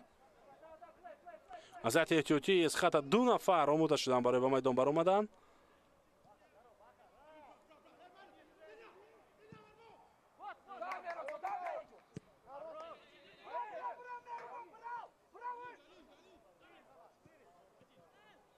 از مرکز میدان عبدالصمد صمدов پس میدهد به کناری راست و هجومی نوبتی دسته اسخات اکنون ادامه خواهد یافت. ریسخیبویف پس از بین دو کس ادامه هجومی دسته اسخات. موسی قهاروف در حال میخواهد هجومی دستش را آغاز کند. موسی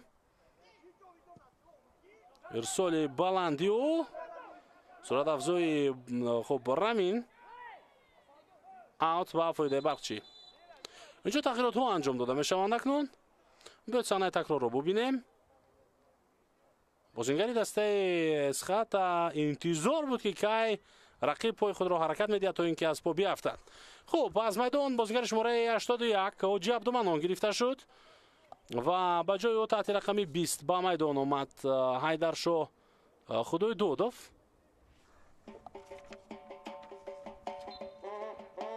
و همچنین تغییرات دیگر حالا بازیگر شماره 11 بختیار ظریف از میدان گرفته می شود و بازیگر شماره 77 جهانگیر اکبر زوده وارد میدان می شود.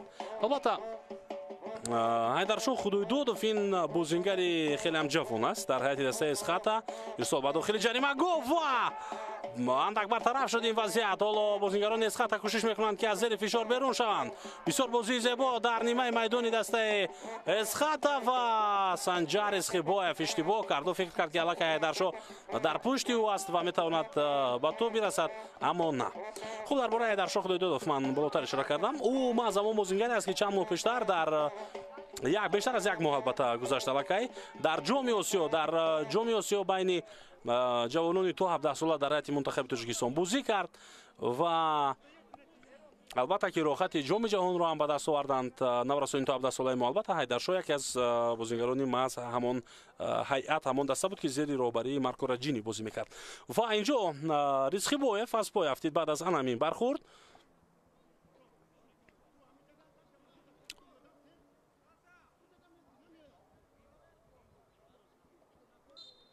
داور خوب کمک میکند و سنجر ریسخیبویف که به بازی برگردد با پا برخیزد و دوباره دسته ها رقابت رو ادامه میدهند. دیوربک شوقیف در اول نتوانست پاسی خوب داده و اکنون هجوم نوبتی دسته اسخات. سنجر ریسخیبویف پاسی به کناری راست البته که نه چندان پاسی خوب بود در اجرای او ولی چند لحظه پیشتر از این حیدرشاه خدای دودوف بسیار عالی توپ رو به او رساند و هجوم دسته اسخات را از او ادامه بخشید. هجوم برقچی رو میبینیم از سانته ضربه بسیار بلند اجرا کرد.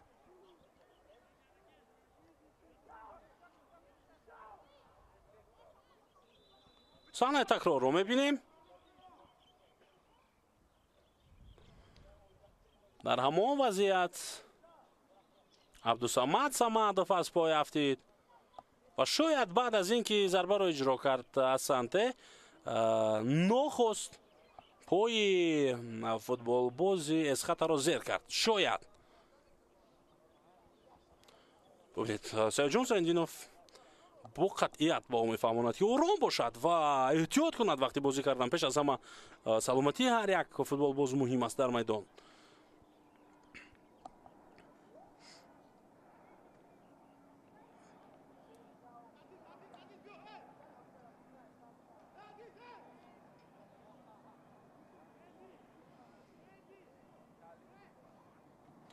عبدالصمد صمدов با پا برمیخیزد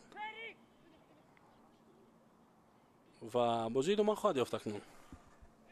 پس از چند لحظه دیگر بازی دوم خواهد یافت.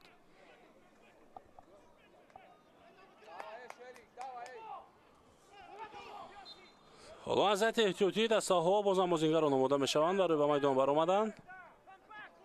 الکی دقیقه 71 رقابت ادامه دارد. حساب همان 0-0 است در این بازی.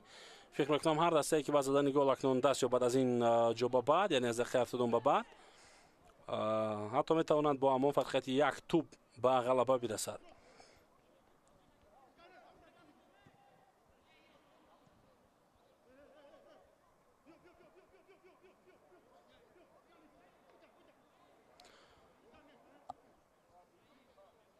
سطح بازی دسته های برقچی و اسخط تا دقیقه 72 البته در سطح درکاری در سطح باید و شاید نبود. ضربه نباتی از مسافه دور و باز هم توپ از میدان بیرون می شود.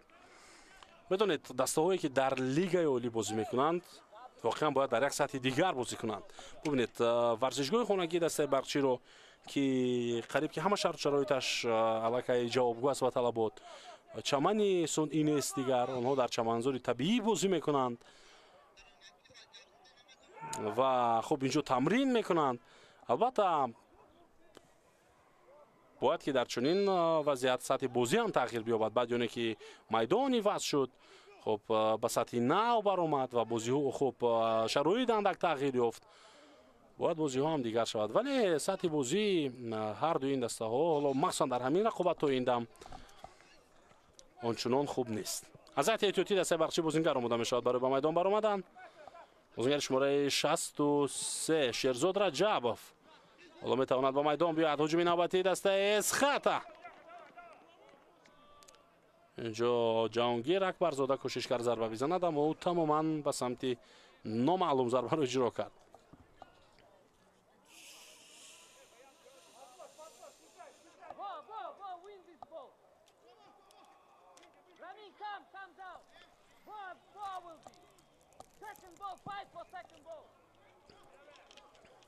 سرمربی دسته برقچی نیست.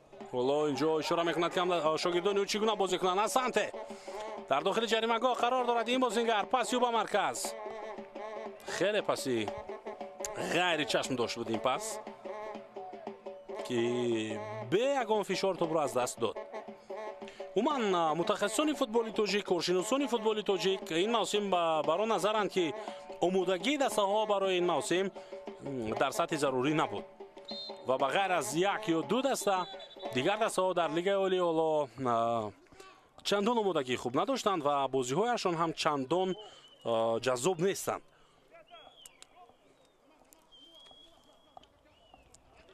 تغییرات نوبتی در هیئت دسته برقچی. مهربان حمید دفعه از بازی گرفته می شود. با جای شیرزاد رجبوف به رقابت وارد گردید. بازیگر شماره 63 با جای فوتبال بازی رقمی 17. و خب یک چیزی دیگر، یک نوگونی دیگر یا اینکه یک تغییرات دیگر در فوتبال تاجیکی این بود که البته با فرمان پرزیدنت فدراسیون فوتبال تاجیکستان محترم رستم امامعلی بازی‌ها دیگر در گرمای نصف روزی برگزار نمی‌شوند و البته با فرمان پرزیدنت فدراسیون فوتبال تاجیکستان پیش از همه خب تجهیزات‌های روشنی دهنده، لامپ‌ها در میدان‌ها نصب گردیدند و میدان ها آماده شدند برای اینکه در شب بازی ها برگزار شوند. البته ما تنها یک دو ورزشگاه داشتیم که شبانه میتوانستیم اونجا بازی ها رو گذرانیم، ولی حالا اکثر ورزشگاه ها الکی نورافکن ها رو دارند و بازی ها رو شامگاه ها برگزار میکنند، یعنی دیگر در گرمای 40-45 درجه نه بلکه در هوای سالخین‌تر و مساعدتر برای بازی، برای فوتبال البته بازی ها میگذارند. ولی نوبسته از این موسم من نمیدونم چرا بازی بعضی از دسته‌ها حداقل مثل موسم‌های گذشته نیستند. هجوم نوبتی دسته اسخاتا. پاس به کناری راست. حمله ادامه می‌یابد در اجرای فوتبالبازان اسخاتا. ضربه و توپ در دست کوای گاتسن. شهرزاد رجبوف در رقابت با دلشاد و توپ را از دست داد. ادامه هجومی دسته اسخاتا را می‌بینیم. پس دلشاد با سنجر اسخیباєв. حیدرشاه با سنجر اسخیباєв کمک کردن می‌خواهد در این وضعیت. اما سنجر تنها ضربه کنجی کار کردن می‌خواست و با مقصد خود هم رسید. حالا خدایدادوف من از این توپ می‌رود. شاید خود حیدرشاه خدایدادوف توپ رو با بازی درآورد.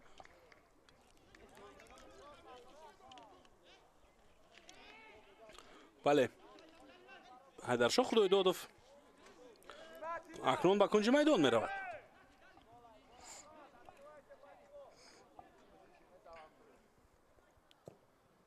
پرتاب به داخل جریمه‌گاه. ضربه کنجی نوبتی.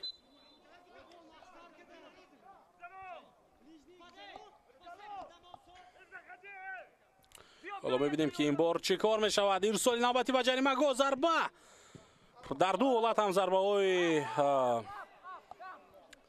نه چندان خوب از طرف بازیگران اسخاتا اجرا گردید و توپ از میدان حتی زده بیرون کرده شد.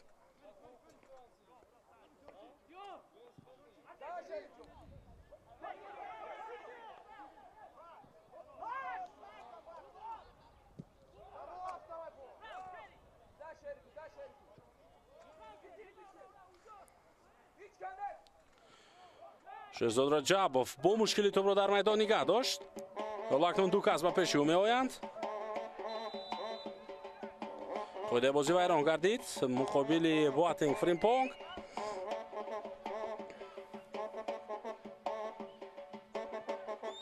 فوتبالبازان برچی بازی را ادامه دادن میخواهند. در حال ما صحنه تکرار را میبینیم که چگونه در این وضعیت قاعده بازی رو جهانگیر ویران کرد. موسو در داخل جریمه‌گاه توپ را در اختیار دستش نگه داشت. پاسیو باقی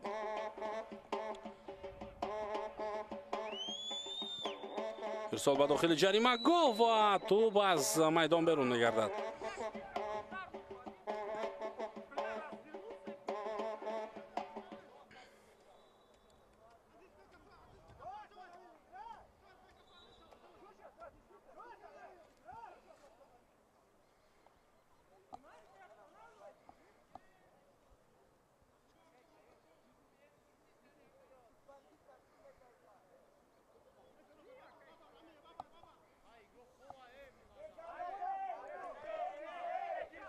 حالا بازم رفتی بازی من می شود. این بار چی رخ داد؟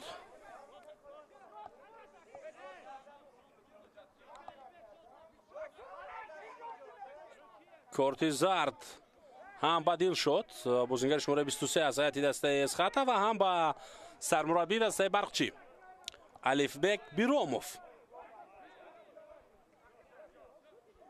یا اینکه برای علیشیر تویچیف کارت زرد داده شد. هم علیشیر تویچیف هم سرمربی دسته حالا اعتراض کرده ایستادند. با احتمال زیاد به علیشیر تویچیف کارت زرد داده شد، چرا که بحث او بیشتر به نظر میرسد.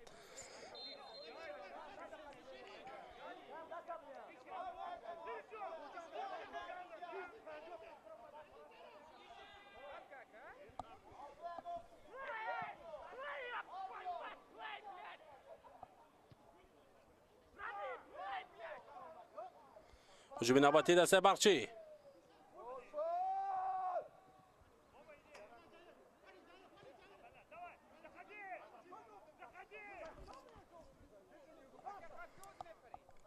ادامه می‌یابد هجومی اسخاتا. ارسال به داخل جریمه‌گاه و فرصت برای اجرای ضربه، اما از این فرصت استفاده بردن نتوانستند بازیگران اسخاتا. بهترین امکانیت بود برای زدن ضربه، برای دادن پاس، ولی از این دو عمل هیچ یک را به خوبی اجرا کردن نتوانست بازیگر دسته اسخاتا در همان وضعیت.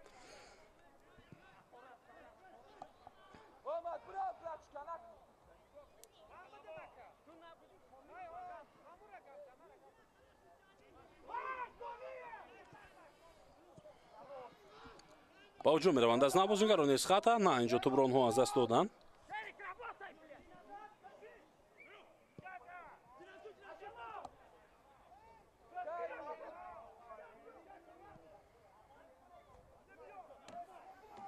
Шеҳзод Раҷабов ҳаракати ба марказ. се кас пеши рӯи Раҷабовро гирифтанд. қоидаи бозӣ вайрон нашуд. Баъдан Шерзод қоидаи бозиро вайрон кард ва довар акнун садоштаки худро баланд мекунад, чаро ки кӯмакдовар ба гӯши Шерзод ба гӯши Саёҷон Зайниддинов расон ки Шерзод Раҷабов барқасона қоидаи бозиро вайрон кард. ҳоло мо саҳнаи такрорро интизор мешавем. албатта ки бубинед, ин қоида вайронкунӣ аст ва ин барқастона буд.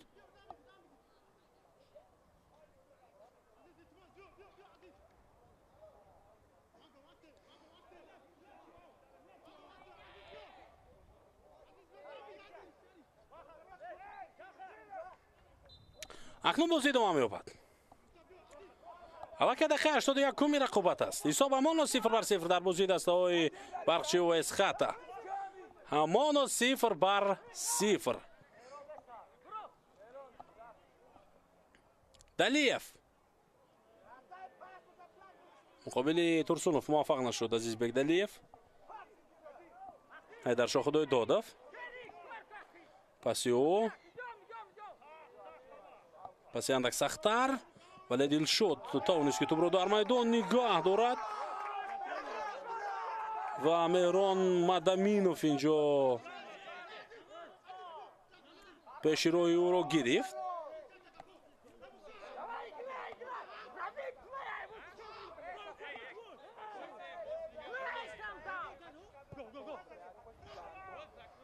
Дилшодҷон ирсоли ӯ ба дохили ҷаримагоҳ. фурсат барои бозингарони Эсхата. Зарбаи навбатӣ ва як садгузории хуб аз ҷониби Мусо Қаоров буд. Рисхибоев кӯшиш кард ки нишон бигирад дарвозаи дастаи Барқчиро, аммо ин ҳолат бартараф гардид ва акнун зарбаи кунҷии навбатӣ ба фоидаи дастаи Эсхата аст. Мирҷалол Қосимов, зарбаи ӯ аз кунҷи майдон. Фурсат барои бозингарони Эсхата. боз ҳам тӯб аз ҷаримагӯҳи Барқчӣ зада берун карда мешавад.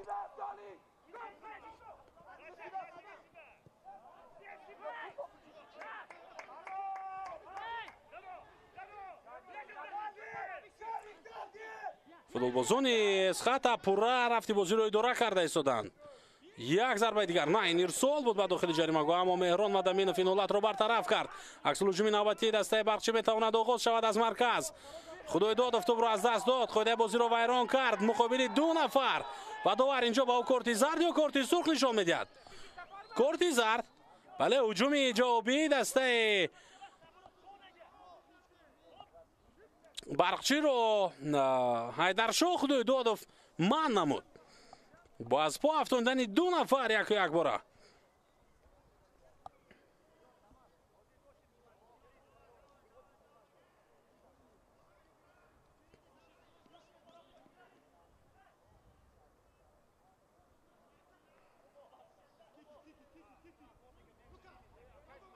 Азизбек Далиев با پا برخیست و چند نفر از بازیکنان دسته برقچی اکنون به نیمه میدانی Эсхата گذاشتند. ارسال با کناری راست. Меҳрон Мадаминов рақобати ӯ бо Дилшодҷон. Дилшод Каримов кӯшиш мекунад ки тӯбро аз назди пои Меҳрон Мадаминов бигирад. иштибоҳи ӯ. Ҳайдаршоҳ Худоидодов пас ба марказ. қоидаи бозӣ вайрон гардид.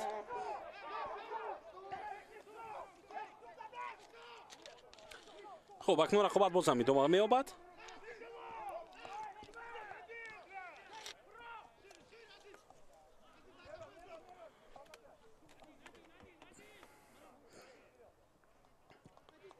ёдовар мешавем дӯстони азиз ки дар даври даҳум бозии дастаҳои Барқчӣ ва Эсхата ин нахустин бозӣ аст ки доед мешавад ва сабаби барвақттар баргузор гардидани ин бозӣ ҳам аз бозии суперҷоми Тоҷикистон аст که روز 25 می در همین ورزشگاه، یعنی در ورزشگاه خانگی دسته برخچی بین دسته‌های استقلال و اسخاتا برگزار خواهد گشت.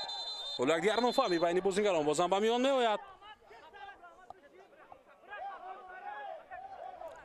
دوور حالا پیش از این که به بازیگران توجه کند و استودی مربیان دسته برخچی توجه دارد.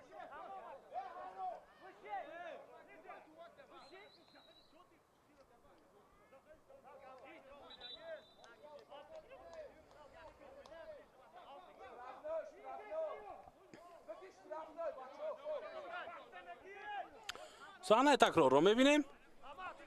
اینجا برخوردی سرداربک خورسندوف بود، مقابل بازیگر دسته برقچی و این رو دوور قیده برون کنی حسابید.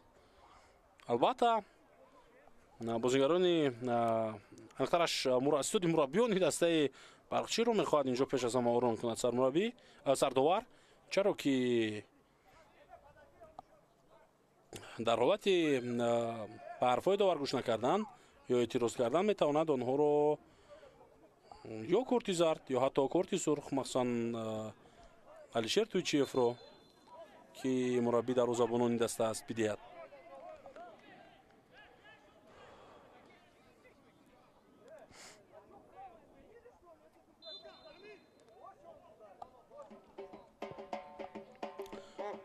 پرتاب به سمت جریمه‌گاه دسته اسخاتا. مبارزه ادامه می‌یابد اینجا.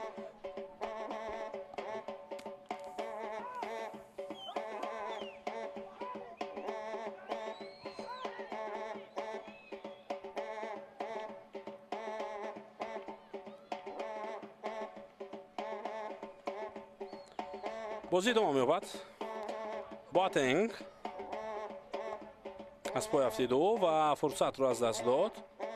توپ را با اینابتی فوتبال بازونی برقچی.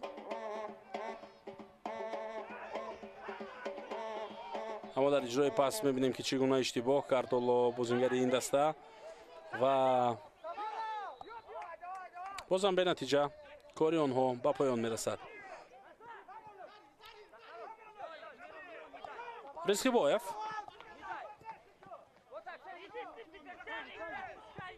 رسالی بلند یا با کناری راست، توپ در داخل جریمه‌گاه برقچی و برطرف گردید این وضعیت.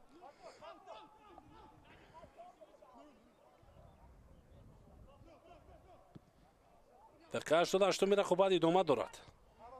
آهسته دسته ها به پایان این رقابت نزدیک شده ایستادند.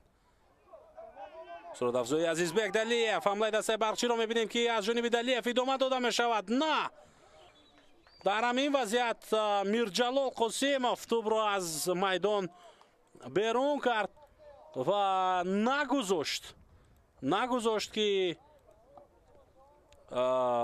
دلیف حمله را ادامه بدهد. ضربه کنجی با فایده فوتبال بازونی دسته برقچی.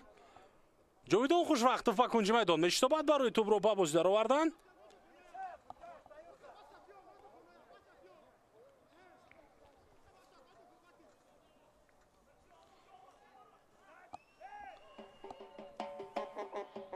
رسال با جریمه‌گاه رامین قریب بود که در اجرای ضربه موفق میشد.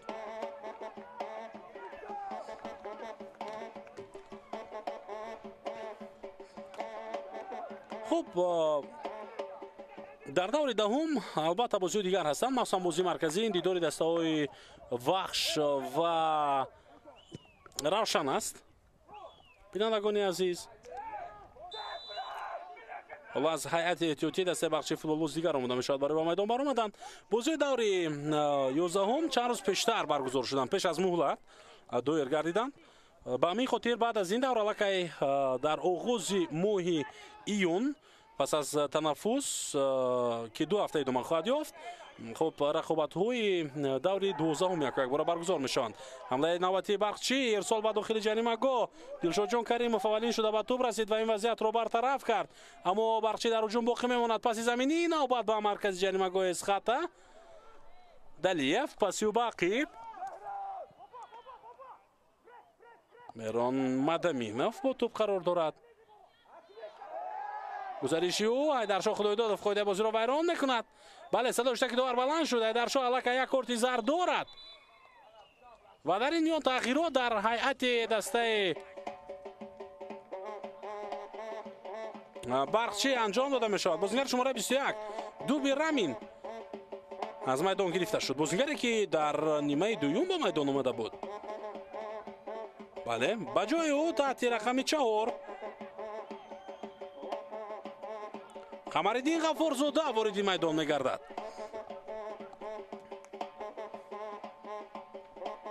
وضعیت استانداردی امکانیت برای فوتبالبازان برقچی در آخرین ثانیه‌های وقت اساسی رقابت. جاویدان خوشوقتов در نزد توپ قرار دارد.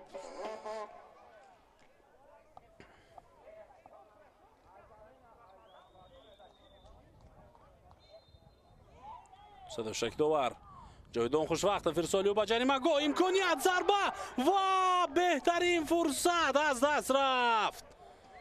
ضربه فوتبال بازی دسته برقچی را خودی فوتبال بازی دسته برقچی برگرداند. این چه احساساتی بود؟ این چه واکنش بود از جانب بازیگر دسته برقچی؟ آی آی آی آی آی، دو لیگیونر یک ضربه زدن خواست، دیگر این را نخواست و دسته اسخاط قریب بود که در این حالت با زدن گل دست میافت.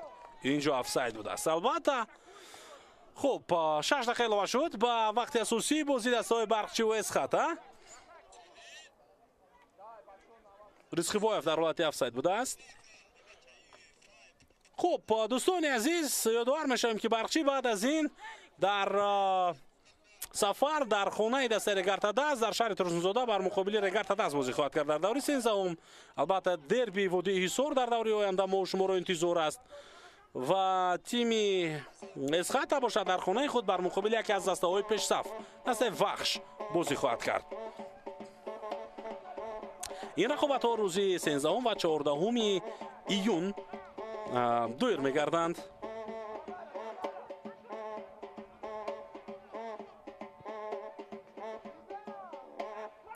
بازم توپ را از دست دادن بازیگران برقچی. بازم پس خطا، بازم یک دیگر فهمی و پاس‌های دقیق نیست.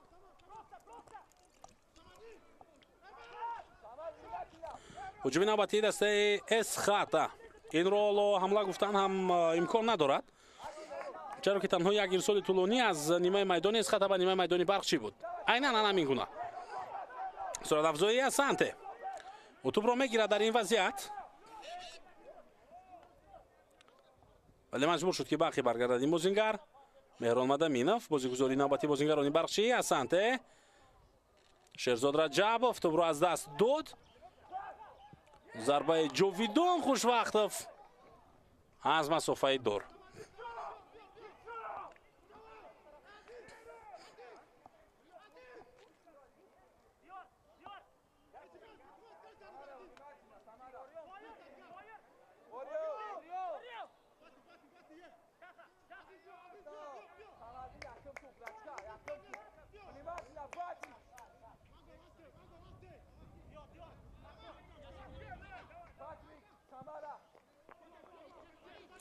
حالا نزدیک 3 دقیقه دیگر وقت است بازم تا انجام وقتی علاوه کرده داور. پرتاب سنجر رزخیوایف با داخل جریمه گاه، اما میرجلال قاسیموف نتوانست توپ را بگیرد در همین وضعیت.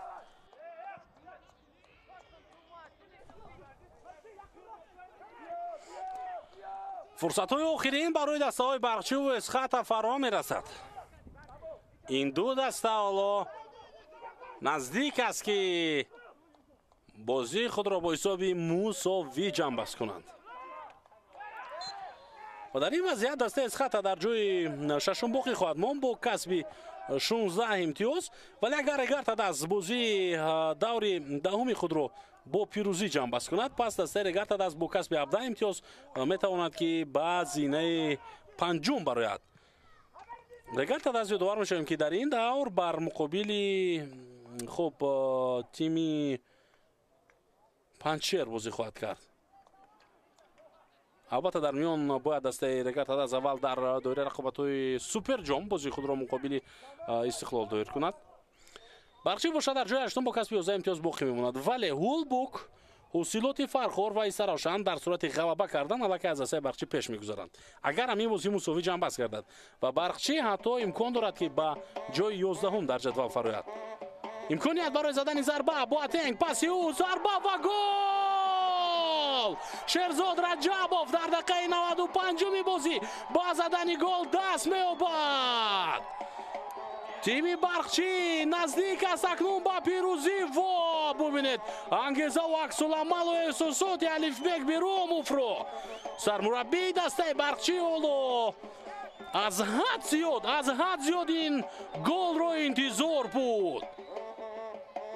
به نهایت انتظاری بو احساسات بلند و طولانی شدند. 95 دقیقه و انتظار بود که کی شاگردان او خوب بازی میکنند، کی شاگردان او آنچه را که با اونها آموزانیدند در میدان نشان میدهند. و اخیراً شرزاد رجبوف اون بازیگری که از احتیاطی به میدان آورده بود الفبек بیراموف با زدن گل دست یافت و انتظاری سرمربی را برآورده کرد. حالا ببینید این همان حرفایی است که از آغاز پیش از به میدان برآمدن سرمربی به الفبek گفته بود.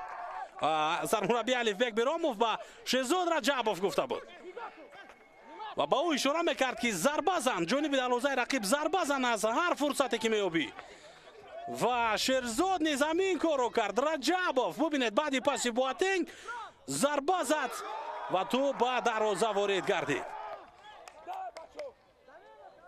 1-0.